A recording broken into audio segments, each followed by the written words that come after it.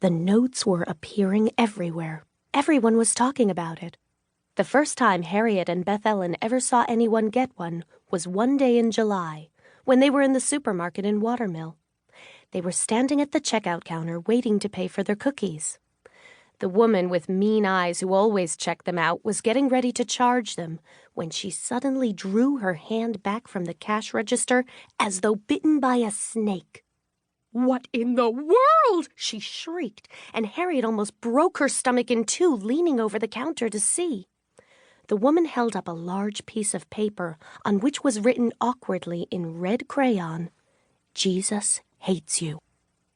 "What is that? What in the world is that? Why would someone do that? What could they mean by that? Why would they say that to me, to me, to me?" The woman screamed on and on. A clerk came running. The manager of the store came running. Harriet stood with half-closed eyes, watching. Beth Ellen stared. Everyone began talking at once. "Jake at the feed store got one. They're all over town. Everybody in Watermill has gotten one. Why doesn't somebody do something? What is this?" "They have. Mr. Jackson went to the police." "What happened?" "Well, they're looking around. What can they do? They can't find out who's doing it."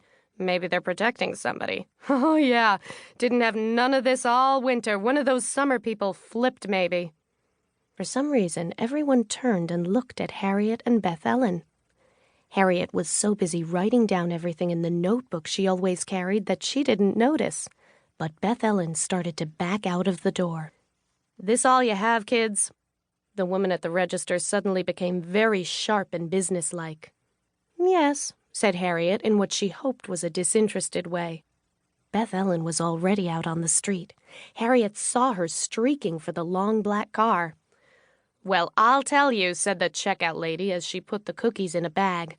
"There's some mighty strange people in these parts of a summer." Harriet stood a minute with the bag in her hand, hoping the woman would say more, but she just looked at Harriet expectantly. Feeling foolish, Harriet turned abruptly and left the store. Outside, she walked slowly to the car. The air on this early morning was sweet, faintly wet, and clinging. She felt the same nostalgic joy that she felt every year. The memories of every summer of her life seemed to make the air thick and rich. It was all so beautifully familiar. The short stretch of stores along the Montauk Highway, the flag in front of the tiny post office, the sign saying, "You are entering Watermill, New York. Slow down and enjoy it," which now was a virgin white with black letters, but by the end of the summer would be scrawled with drunken wit.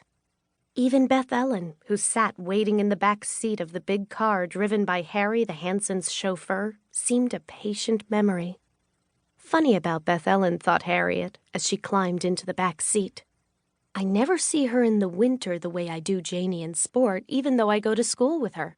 And in the summer, she's my best friend, just because she lives in Watermill too, I guess.